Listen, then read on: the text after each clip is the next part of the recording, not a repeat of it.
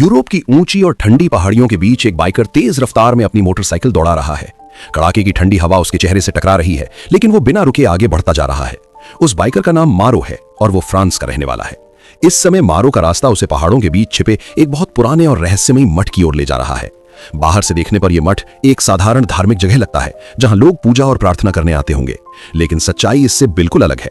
ये मठ दरअसल एक गुप्त धार्मिक संगठन का अड्डा है, जो सदियों से एक बहुत बड़े और खतरनाक रहस्य की रक्षा कर रहा है। उसी मठ के अंदर डैनी नाम का एक छोटा सा बच्चा अपनी मां नादिया के साथ मौजूद है। मठ के लोग दोनों की खास सुरक्षा कर रहे हैं। इसकी वजह एक बहुत पुरानी भविष्यवाणी है। उस भविष्यवाणी में कहा गया है कि यही बच्चा भविष्य में पूरी दुनिया की किस्मत बदलने वाला है। मारो को इस भविष्यवाणी के बारे में सब कुछ पता है। वो ये भी जानता है कि इस बच्चे के कारण कितनी बड़ी मुसीबत आने वाली है। खतरनाक और बुरी शक्तियां पहले ही हरकत में आ चुकी हैं और अब वे तेजी से आगे बढ़ रही हैं। इसलिए डैडी और उसकी मां को जितनी जल्दी हो सके किसी सुरक्षित जगह पहुंचाना। लेकिन इससे पहले कि वे वहां से निकल पाते, हथियारों से लैस भाड़े के सैनिक अचानक उस मठ पर हमला कर देते हैं। हमलावर बेहद निर्दयी हैं। वे किसी पर भी दया नहीं करते और जो भी उनके सामने आता है उसे बेरहमी से मार देते हैं। इस पूरे हमले के पीछे रे कैरियन नाम का एक खतरनाक और गैर कानूनी हथियारों का सौदागर है। कैरियन किसी भी कीमत पर डैनी को पकड़ना चाहता है, क्योंकि वो उसे अपने किसी बहुत ही खतरनाक और बुरे मकसद के लिए इस्तेमाल करना चाहता है। मठ के अंदर चारों तरफ अफरा तफरी मच जाती है। इसी हंगामे के बीच डैनी अपनी मां के साथ छिपे हुए कमरे से बाहर निकलने में कामयाब हो जाता है। मां और बेटा घबराए हुए अंधेरे गलियारों से भागते हुए आगे बढ़ते हैं, लेकिन जल्द ही दुश्मन उन्हें घेर लेते हैं और उन पर बंदूकें तान देते हैं। अब ऐसा लगता है कि उनके पास बच निकलने का कोई रास्ता नहीं बचा है। तभी ठीक उसी समय मारो वहां पहुंच जाता है। वो बिना देर किए दुश्मनों पर हमला कर देता है और एक एक करके सभी को खत्म कर देता है। इस तरह वो डैनी और नादिया की जान बचा लेता है, लेकिन नादिया उस पर भरोसा नहीं करती। वो उसकी बात सुनने के बजाय तुरंत एक दूसरे दरवाजे की तरफ भाग जाती है। बाहर जाकर वो एक गाड़ी ढूंढती है और अपने बेटे को साथ लेकर। जैसे ही मारो को पता चलता है कि नादिया भाग गई है, वो तुरंत अपनी बाइक स्टार्ट करता है और उनके पीछे निकल पड़ता है। उसी वक्त कैरियन और उसके आदमी भी उनका पीछा करना शुरू कर देते हैं। सड़क पर एक बेहद तेज और खतरनाक चेज सीन शुरू हो जाता है। कैरियन अपनी बंदूक निकालता है और मारो की बाइक पर गोलियां चलाने लगता है। गोलियां लगने से मारो का संतुलन बिगड़ जाता है और उसकी बाइक फिसलकर सड़क पर गिर जाती है। लेकिन गिरने से ठीक पहले मारो भी पलटकर गोली चलाता है और कैरियन की कार के टायरों को निशाना बनाता है। टायर फटने के कारण कार का कंट्रोल खत्म हो जाता है। कार सड़क पर पलट जाती है और जोरदार टक्कर के साथ बुरी तरह दुर्घटनाग्रस्त हो जाती है। किसी तरह मारो अपनी जान बचाने में कामयाब हो जाता है, लेकिन अब वो बुरी तरह घायल हो चुका है। उसे तुरंत किसी की मदद की जरूरत है। इसीलिए वो जॉनी ब्लेज को ढूंढने निकलता है, जिसे लोग घोस्ट राइडर के नाम से जानते हैं। बहुत समय पहले जॉनी ने अपने बेटा की जान बचाने के लिए शैतान के साथ एक खतरनाक सौदा किया था, लेकिन उस शैतान ने अपना वादा निभाने के बजाय जॉनी को धोखा दे दिया। अब जॉनी एक भयानक श्राप का शिकार बन चुका है। उसका शरीर अब पूरी तरह उसके अपने नियंत्रण में नहीं है, बल्कि उस पर बदले की एक खतरनाक आत्मा का कब्जा हो चुका है। जैसे जैसे बुराई करीब आने लगती है, जॉनी का रूप भी बदलने लगता है। कुछ ही पलों में वो एक बेहद डरावने रूप में बदल जाता है। उसके सर की जगह एक जलती हुई खोपड़ी दिखाई देती है, जिसके चारों तरफ आग की लपटें उठती रहती हैं। उसके पास नर्क जैसी भयानक ताकतें हैं, जो उसे साधारण इंसान से बिल्कुल अलग बना देती हैं। शायद यही वजह है कि वो लोगों से दूर दूर रहता है और समाज से अलग थलग अपनी जिंदगी जीता है। वो छुपकर बुराई से लड़ता रहता है और हर समय अपने ऊपर लगे इस शराब को काबू में करने की कोशिश करता रहता है। मारो आखिरकार उसे ढूंढते ढूंढते एक उजड़े हुए और सुनसान शहर तक पहुंच जाता है। वहां वो जॉनी को ढूंढ निकालता है। मारो भावुक होकर उससे मदद की गुहार लगाता है और उसे पूरी स्थिति समझाने की कोशिश करता है, लेकिन जॉनी शुरुआत में उसकी मदद करने से साफ मना कर देता है। वो लगातार छिपते छिपते थक चुका है। अपने ऊपर लगे श्राप से भी उसका मन भर चुका है और अब वो किसी नई मुसीबत में पड़ना नहीं चाहता। जॉनी उसे डराने के लिए अचानक मारो पर हमला भी कर देता है, लेकिन मारो जरा भी नहीं डरता और वहीं मजबूती से खड़ा रहता है। तब मारो एक ऐसी बात कहता है जो जॉनी को सोचने पर मजबूर कर देती है। वो उसे एक लालच देता है।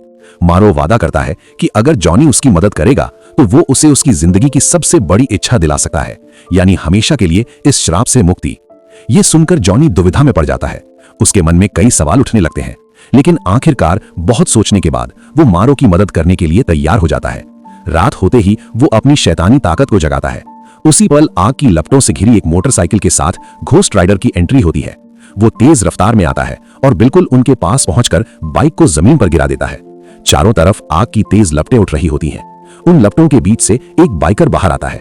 उसकी खोपड़ी आग से जल रही होती है और उसके कपड़े भी जलकर काले पड़ चुके हो। कैरियन अपने आदमियों को आदेश देता है कि वह गोली चलाएं। उसके लोग तुरंत गोलियां चलाना शुरू कर देते हैं, लेकिन हैरानी की बात यह होती है कि एक भी गोली घोस्ट राइडर को छू तक नहीं पाती। वो बिल्कुल बेखौफ खड़ा रहता है। घोस्ट राइडर अपनी आग में जल रही चैन घुमाकर फेंकता है। वो एक आदमी को पकड़ लेता है और उसे आग की लपटों में जला देता है। दूसरा आदमी भी उस पर हमला करता है, लेकिन घोस्ट राइडर हर गोली से बच निकलता है। इसके बाद घोस्ट राइडर अपनी सबसे खतरनाक शक्ति का इस्तेमाल करता है। वो अपनी खास ताकत पेन एंड स्टेयर का उपयोग करता है। इसमें वो सामने वाले की आंखों में सीधा घूरता है। सिर्फ एक नजर में वो उस इंसान को उसके सारे बुरे और पाप भरे कामों का एहसास करा देता है। उसी एहसास की आग में उसकी आत्मा तक जलने लगती है। जब कैरियन और उसके लोगों को लगता है कि वे हारने वाले हैं, तब वे एक और खतरनाक कदम उठाते हैं।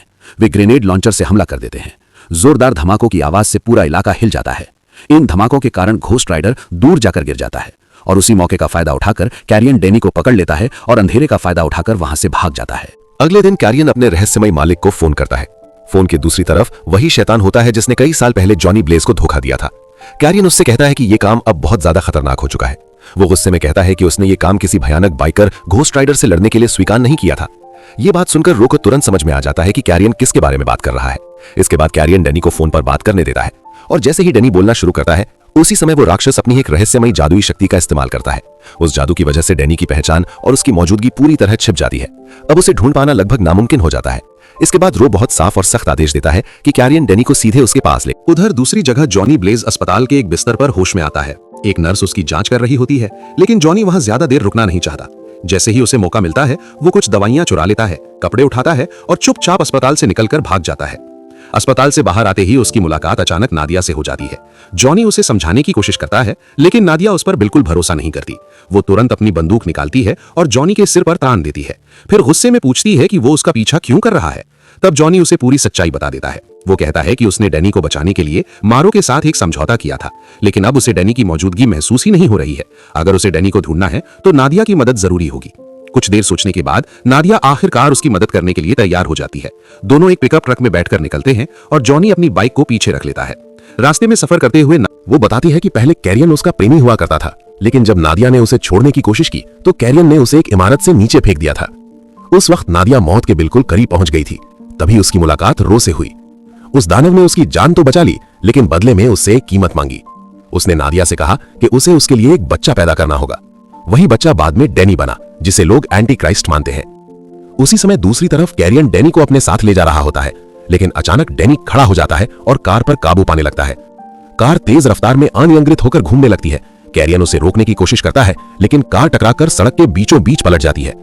डैनी वहां से भागने में तो सफल हो जाता है, लेकिन उसका पैर घायल हो जाता है। ज्यादा दूर जाने से पहले ही कैरियन और उसके लोग उसे फिर से पकड़ लेते हैं। कुछ देर बाद उन्हें सड़क किनारे एक वैन में रह रहे एक युवा कपल के बारे में पता चलता है। दुर्भाग्य से उस जोड़े के पास बचने का कोई मौका नहीं होता। कैरियन बेरहमी से उस कपल को मार देता है और डैनी को बांधकर अपने साथ आगे बढ़ जाता है। दूसरी तरफ नादिया एक खतरनाक फैसला लेती है। वो तय करती है कि उसे कैरियन के एक पुराने दोस्त के पास जाना चाहिए ताकि उसकी लोकेशन का पता चल सके। वहां पहुंचकर वे उस आदमी को पकड़ लेते हैं और उससे सख्ती से जानकारी निकलवाने लगते हैं। इसी बीच जॉनी को कुछ अजीब सा महसूस होने लगता है। उसे एहसास होता है कि जीरोज फिर से उसके ऊपर काबू पाने की कोशिश कर रहा है। जॉनी को समझ आने लगता है कि आगे कुछ बहुत बुरा हो सकता है। अगर बदले की भावना पूरी तरह उस पर हावी हो गई तो वो सिर्फ बुरे लोगों को ही नहीं मारेगा, बल्कि उस आग में नादिया की जान भी जा सकती है। अपने अंदर चल रही इस लड़ाई के बीच जॉनी उस आदमी से कैरियन की लोकेशन के बारे में पूछता है। आखिरकार वो आदमी सच बता देता है कि कैरियन एक पुरानी खदान में गया हुआ है। नादिया तुरंत उस जगह को पहचान लेती है और कार से वहां जाने का फैसला करती है, लेकिन जॉनी अब जीरोज को पूरी तरह काबू में नहीं रख पाता, इसलिए वो अपनी मोटरसाइकिल लेकर तेज रफ्तार में सबसे पहले। उधर खदान के अंदर कैरियन एक हथियार बेचने वाले से मिल रहा होता है। वो घोस्ट राइडर को हराने के लिए बेहद ताकतवर हथियार खरीद रहा है। थोड़ी ही देर में नादिया भी वहां पहुंच जाती है। गोदाम के अंदर उसे डैनी रस्सियों से बंधा हुआ दिखाई देता है। नादिया जल्दी से उसे खोल देती है और दोनों वहां से भागने की कोशिश करते हैं, लेकिन तभी कैरियन का एक आदमी वहां आ जाता है। वो नादिया को जोर से धक्का देता है, जिससे वो नीचे गिर जाती है। फिर वो अपनी बंदूक निकालता है और नादिया को मारने के लिए निशाना साधता है। उसी समय उसे दूर से मोटरसाइकिल के इंजन की आवाज सुनाई देती है। नादिया तुरंत उस मौके का फायदा उठाती है और अपनी छुपी हुई बंदूक निकालकर उसे गोली मार देती है। कैरियन तुरंत समझ जाता है कि ये इंजन की आवाज घोस्ट राइडर की है। वो बिना देर किए एक बंदूक उठाता है और ऐसी मिसाइल दागता है जो अपने लक्ष्य को खुद ढूंढ सकती है। वो मिसाइल घोस्ट राइडर की आग को पहचानकर सीधे उसी की तरफ बढ़ती है और जाकर उससे टकरा जाती है। कैरियन को लगता है कि घोस्ट राइडर खत्म हो गया है और वो खुश होने लगता है, लेकिन जब वो दोबारा देखता है तो घोस्ट राइडर अभी भी जिंदा खड़ा दिखाई देता है। जीरोज अपनी चेन में आग भर देता है और कैरियन के आदमियों पर हमला करने लगता है। सैनिक उस पर गोलियां चलाते हैं, लेकिन घोस्ट राइडर पर उनका कोई असर नहीं होता। उल्टा वो गोलियां वापस उनकी तरफ मोड़ देता है। घोस्ट राइडर सीधे कैरियन की तरफ बढ़ने लगता है। कैरियन जल्दी से अपना हथियार फिर से भरता है और एक और मिसाइल दाग देता है। इस बार धमाका बहुत बड़ा होता है और घोस्ट राइडर की आग कुछ कमजोर पड़ जाती है, लेकिन इसके बावजूद घोस्ट राइडर रुकता नहीं है। वो पास पड़ी एक भारी मशीन को आग में बदल देता है और उसे ही अपना हथियार बना लेता है। फिर उसी मशीन से वो अपने रास्ते में आने वाली हर चीज को तबाह करता हुआ आगे बढ़ने लगता है। इसी बीच कैरियन देखता है कि नादिया और डैनी वहां से भाग रही हैं। वो तुरंत उन पर निशाना साध लेता है। घोस्ट राइडर ठीक उसी समय कैरियन को मारने वाला होता है, लेकिन अचानक वो रुक जाता है क्योंकि नादिया और डैनी वहां से निकल चुके होते हैं। वो तुरंत अपनी बाइक लेकर उनके पीछे पहुंच जाता है। वहां पहुंचकर वो नादिया को बाहर निकालकर देखने लगता है। तभी डैनी आगे आता है और उसे रुकने के लिए कहता है। हैरानी की बात यह होती है कि घोस्ट राइडर उसकी बात सुन लेता है। जैसे ही डैनी उसके करीब आता है, घोस्ट राइडर की आग और उसकी ताकत धीरे धीरे खत्म। घोस्ट राइडर की आग धीरे धीरे बुझने लगती है और आखिरकार वो रूप खत्म हो जाता है। उसकी जगह फिर से जॉनी दिखाई देने लगता है। एक और दिन बीत जाता है और उस खदान का पूरा इलाका तबाह हो चुका होता है। उसी बर्बाद जगह पर रोर को कैरियन जिंदा तो मिल जाता है, लेकिन उसकी हालत बेहद खराब होती है। रोर का इरादा कैरियन को अपने काम के लिए इस्तेमाल करने का होता है। वो अपने दानवीय जादू से उसे नई और खतरनाक शक्तियां दे देता है। अब कैरियन पहले जैसा इंसान नहीं रहता, बल्कि एक डरावना और ताकतवर प्राणी बन जाता है। उसके छूते ही चीजें सड़ने और नष्ट होने लगती हैं। अपनी नई ताकत को आजमाने के लिए वो एक आदमी को छूता है और वो तुरंत मर जाता है। इसके बाद रोर उसे आदेश देता है कि वो डैनी को हर हाल में ढूंढ। दूसरी तरफ जॉनी, नादिया और डैनी फिर से एक साथ मिल जाते हैं। मारो उन सबको अपनी बाइक पर बैठाकर अपने गुप्त अड्डे की तरफ ले जाता है। रास्ते में जॉनी डैनी को खुश करने के लिए बाइक के कुछ करतब दिखाता है। डैनी थोड़ी देर के लिए मुस्कुरा देता है, लेकिन हालात इतने गंभीर है कि ज्यादा देर तक मस्ती करना संभव नहीं होता। उधर कैरियन, जिसे अब ब्लैकआउट कहा जाने लगा है, उनका पीछा कर रहा होता है। कई घंटों के लंबे सफर के बाद वे आखिरकार मारो के गुप्त अड्डे पर पहुंचते हैं, जहां उसका पूरा समूह छिपकर रहता है। वहीं उनकी मुलाकात साधु मिथोडियस से होती है। वो नादिया और डैनी की रक्षा करने और उस भयानक भविष्यवाणी को रोकने का वचन देता है, लेकिन जॉनी वहां ज्यादा देर रुकने का फैसला नहीं करता। मारो ने उससे जो वादा किया था, उसके अनुसार ज़ैरोस को जॉनी के शरीर से अलग करने का एक तरीका मौजूद है। जब ये बात सामने आती है तो डैनी को ये बिल्कुल पसंद नहीं आता। जॉनी समझाता है कि उसके अंदर जो श्राप है वो बेहद खतरनाक है। अगर ज़ैरोस कभी पूरी तरह बेकाबू हो गया तो वो सिर्फ दुश्मनों को ही नहीं, बल्कि नादिया या डैनी को भी नुकसान पहुंचा सकता है। यही सोचकर जॉनी वहां से मारो उसे एक गुप्त गुफा में ले जाता है। उस गुफा के अंदर पुरानी शराब की बोतलें भरी हुई होती हैं। यही वो जगह है जहां उस खास रस्म को पूरा किया जाएगा। रस्म शुरू होने से पहले जॉनी एक सवाल पूछता है। वो जानना चाहता है कि आखिर ज़ारोस असल में है क्या। मारो उसे बताता है कि ज़ारोस कभी न्याय का एक पवित्र फरिश्ता था, लेकिन समय के साथ अंधेरे ने उसे अपने अंदर समेट लिया और वो बदले की भावना से भरी एक खतरनाक आत्मा बन गया। ये सुनकर जॉनी के मन में एक सवाल आता है। वो सोचता है कि क्या ज़ारोस को फिर से अच्छा बनाया जा सकता है। मारो मानता है कि शायद ये संभव हो सकता है, लेकिन जॉनी उस रास्ते को नहीं चुनता। वो चाहता है कि ये श्राप हमेशा के लिए खत्म हो जाए। मारो बताता है कि इस रस्म को पूरा करने के लिए जॉनी को अपना सबसे बड़ा पाप स्वीकार करना होगा। जॉनी इसके लिए तैयार हो जाता है। वो सच बताते हुए स्वीकार करता है कि उसने अपने फायदे के लिए रोअर के साथ सौदा किया था। वो अपने पिता को जिंदा रखना चाहता था, जबकि उसे पता था कि उनके बचने की कोई उम्मीद नहीं थी। उसी दिन से जॉनी अपने अंदर एक बोझ लेके जी रहा है, घोस्ट राइडर के रूप में हुई हर मौत का बोझ। सच्चे पछतावे के साथ वो रस्म के लिए तैयार हो जाता है। मारो उसे रोटी और शराब देता है, जो बलिदान का प्रतीक होते हैं। इसके बाद जॉनी को एक बहुत संकरे रास्ते पर भेजा जाता है, जहां केवल वही जा सकता है। उस रास्ते के अंत में वो एक उजले कमरे में पहुंचता है। वहां की तेज रोशनी ज़ारोस की ताकत को कमजोर करने लगती है। जॉनी महसूस करता है कि ज़ारोस उसके शरीर से बाहर निकलने का विरोध कर रहा है। उसी समय उसकी पुरानी यादें भी सामने आने लगती हैं। उसे वो रात याद आती है जब रोअर ने उससे वो खतरनाक सौदा किया था। आखिरकार ज़ारोस उसके शरीर से बाहर निकल जाता है और जॉनी बेहोश होकर जमीन पर गिर पड़ता है। कई घंटों बाद जब जॉनी को होश आता है तो वो खुद को जिंदा पाता है। लंबे समय बाद पहली बार उसे ऐसा लगता है कि वो सच में आजाद है। वो खुशी में मारो को ये बताने के लिए दौड़ता है, लेकिन मारो वहां नहीं होता। तभी अचानक उसे नादिया की चीख सुनाई देती है। जॉनी तुरंत वहां पहुंचता है और एक डरावना दृश्य देखता है। कुछ साधु नादिया, डैनी और मारो को पकड़कर ले जा रहे होते हैं। जॉनी उन्हें रोकने की कोशिश करता है, लेकिन अब उसके पास कोई शक्ति नहीं होती और वो हार जाता है। तभी मिथोडियस सच्चाई सामने लाता है। वो बताता है कि ये साधु भविष्यवाणी को रोकने के लिए डैनी को मारना चाहते हैं। मारो उन्हें समझाने की बहुत कोशिश करता है, लेकिन वे उसकी एक नहीं सुनते।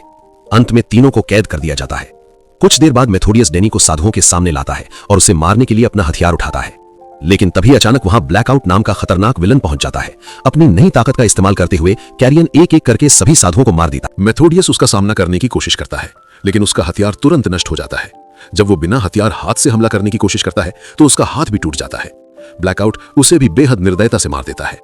सबके मर जाने के बाद ब्लैकआउट डैनी को उठाता है और उसे रोअर के पास ले जाने निकल पड़ता है। कुछ देर बाद जॉनी, मारो और नादिया किसी तरह कैद से भाग निकलते हैं, लेकिन उन्हें जल्दी ही पता चल जाता है कि डैनी वहां नहीं है। वे समझ जाते हैं कि डेमन उसे अपने साथ ले गया है। जॉनी पूछता है कि आखिर रोअर डैनी को इतना ज्यादा क्यों चाहता है। तब मारो सच्चाई बताने का फैसला करता है। वो बताता है कि रोअर अपनी आत्मा डैनी के शरीर में डालना चाहता है। इस प्रक्रिया के बाद उसे एक ऐसा शरीर मिलेगा जो इंसान और डेमन दोनों की शक्तियों से। ये सुनकर जॉनी बिना एक पल गंवाए फैसला कर लेता है। भले ही अब उसके पास कोई ताकत नहीं है, लेकिन वो डैनी को बचाने की कसम खाता है। मारो को पता होता है कि ये रस्म कहाँ होने वाली है। वहां जाने से पहले वे साधुओं के हथियार अपने साथ ले लेते हैं। उधर उसी समय कैरियन डैनी को रोअर के पास ले आता है। तब डेमन एक और सच्चाई बताता है। वो कहता है कि डैनी उसका ही बेटा है। उसका मौजूदा शरीर अब खत्म होने वाला है, इसलिए उसे जीने के लिए डैनी का शरीर चाहिए। लेकिन डैनी इस नियति को मानने से इनकार कर देता है। रोअर उसे एक इंजेक्शन देता है और वो बेहोश हो जाता है। इसके बाद वो उसे एक बड़े मैदान में ले जाता है जहां रस्म पूरी की जाएगी। शाम होते ही जॉनी और मारो नादिया के साथ वहां पहुंचते हैं। नादिया पहले से ही योजना बनाकर आई होती है। वो चुपके से कई गार्ड्स को खत्म कर देती है। रास्ता साफ होते ही मारो गार्ड से लड़ाई में उलझ जाता है और जॉनी अंदर की तरफ बढ़ता है। जॉनी डैनी को तभी देख पाता है जब रस्म शुरू हो चुकी होती है। मोरो गोलियां चलाकर रोअर का ध्यान भटका देता है और इसी वजह से जॉनी को आगे बढ़ने का मौका मिल जाता है। जॉनी हमला करता है, लेकिन तब तक बहुत देर हो चुकी होती है। डेमन की ताकत पहले ही डैनी के शरीर में प्रवेश कर चुकी होती है। नई ताकत मिलने के बाद डैनी जॉनी को आसानी से दूर फेंक देता है। बाहर हालात और भी खराब हो जाते हैं। मोरो की लड़ाई ब्लैकआउट से होती है। ब्लैकआउट अपनी ताकत से मोरो को मार देता है, लेकिन मरने से पहले मोरो भी उसे खत्म कर देता है। अब जॉनी बिल्कुल अकेला रह जाता है। ब्लैकआउट की लड़ाई से कमजोर हो चुका जॉनी कुछ भी करने की हालत में नहीं होता। तभी डैनी आगे बढ़कर उसके सामने आ जाता है। जॉनी अभी भी डैनी को बचाना चाहता है, लेकिन अब डैनी पहले जैसा नहीं रहा। वो महसूस करने लगता है कि उसके अंदर भी एक अजीब और शक्तिशाली ताकत मौजूद है। अचानक डैनी अपने अंदर की ऊर्जा को बाहर निकालता है और आग उगल देता है। उसी पल जॉनी की खो चुकी शक्ति फिर से लौट आती। डैनी अपनी नरक जैसी आग, जिसे हेल फायर कहा जाता है, का इस्तेमाल करता है और उसी की वजह से घोस्ट राइडर की ताकत दोबारा जाग उठती है। घोस्ट राइडर वापस पूरी शक्ति के साथ खड़ा हो जाता है और अपने आसपास मौजूद दुश्मनों को एक एक करके पूरी तरह खत्म कर देता है। लेकिन उसी दौरान रोअर डैनी को पकड़ लेता है।